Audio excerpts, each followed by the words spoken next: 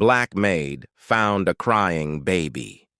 What the millionaire did next left everyone shocked. She thought it was just another day, another house to clean. But when the black woman stepped into the luxurious mansion, she heard something that made her heart freeze, a baby's desperate cries echoing through the grand halls. Alone, frightened and helpless, the tiny voice pierced the silence. She followed the sound and found the millionaire's infant son, red-faced, trembling, and utterly abandoned. What she did next would change everything, not just for the baby, but for the man of unimaginable wealth who owned the house. This is a story about race, humanity, and the moment a heart began to shift. Angela had spent most of her adult life working as a cleaner. As a black woman in a wealthy, predominantly white neighborhood, she was used to being overlooked, noticed only when something was dirty, rarely seen for who she truly was. Her work was hard, but it was honest, and it put food on the table for her 2 children back home. One morning, she was hired to clean the home of Mr. Whitman, a powerful millionaire known for his ruthless business deals and cold demeanor.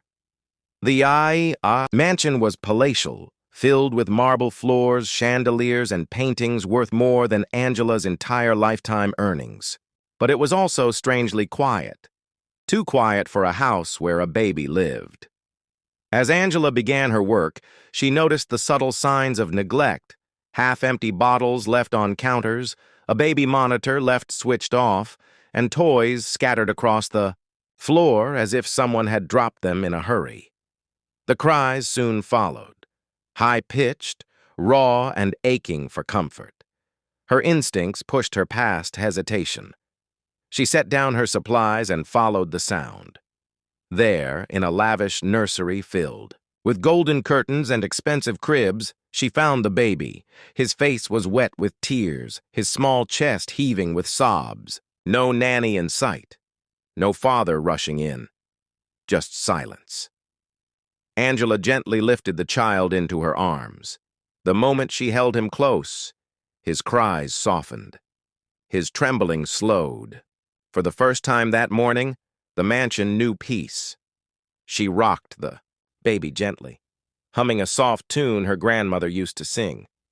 It wasn't expensive toys or fancy gadgets that comforted the child. It was warmth, touch, and care. She wondered how often he was left like this. How many times had this child's cries gone unheard in this mansion of wealth? She couldn't shake the feeling that behind the marble walls there was emptiness. As she cradled him, her thoughts drifted to her own children. She remembered rushing home from double shifts, exhausted yet still finding strength to hold them until they fell asleep. They didn't have riches, but they had love, and that, she knew, was priceless. Suddenly, the sound of footsteps echoed through the hallway. Angela froze. The millionaire himself appeared at the doorway, his sharp suit unbuttoned, his face impatient. "What are you doing?" he demanded, his voice clipped. His eyes darted from Angela to the baby in her arms. Angela's heart pounded. She feared being accused of overstepping, of being told she had no right. After all, she had heard stories of women like her being fired, or worse, just for being in the wrong place at the wrong time. But something unexpected happened. Instead of screaming louder, the baby's tiny hands reached for her necklace, cooing softly. He was calm, secure, and content. The millionaire stopped in his tracks. His son had been restless, nearly impossible to soothe for weeks.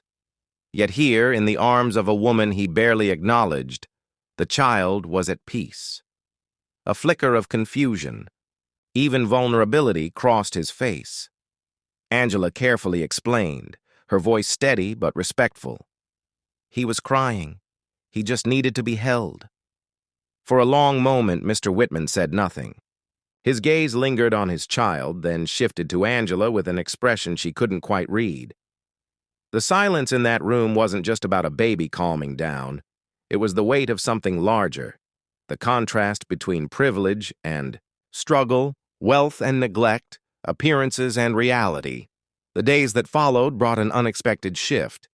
Mr. Whitman began to notice Angela differently. She wasn't just the cleaner anymore. She was the person who brought calm into his son's world. One afternoon, while she was polishing the grand dining table, he approached her. "How do you do it?" he asked quietly. Angela paused, unsure if he meant cleaning or caring for the baby. "Children don't need much," she finally said. "They need love. They need to feel safe. That's something money can't buy." Her words struck him deeper than she knew. For years, he had buried himself in wealth, prestige, and power, believing that providing financially was enough. But his baby's cries had revealed the truth.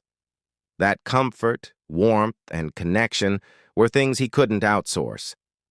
The turning point came one evening when he tried to hold his son the way Angela did. At first, the baby fussed, but slowly he calmed. For the first time, Mr. Whitman felt the weight of his son's small body relax against his chest. It wasn't perfect, but it was real. Standing in the doorway, Angela watched quietly. A soft smile tugged at her lips. She knew she had witnessed more than a father learning to hold his child. She had witnessed a man, a millionaire defined by arrogance, take his first steps toward humility. From then on, things changed in the Whitman household.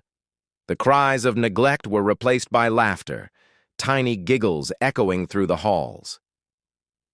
Angela continued her work, but she noticed something new. Mr. Whitman was trying. He wasn't perfect. He still stumbled, still made mistakes, but he was present, and presence was everything. Angela, too, felt changed. For so long, she had been invisible. Just another black woman hired to clean what others didn't want to touch. But now, she realized her worth was far greater than her job title. She had reminded a powerful man of something money could never buy.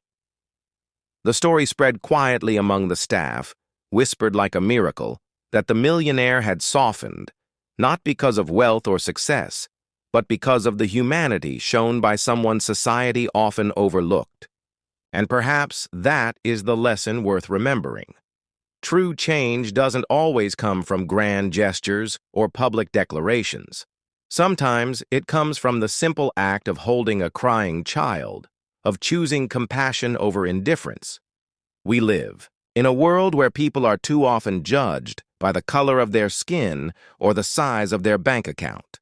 But this story asks a deeper question. What if we looked past all that? What if we valued each other for the care, love, and humanity we bring?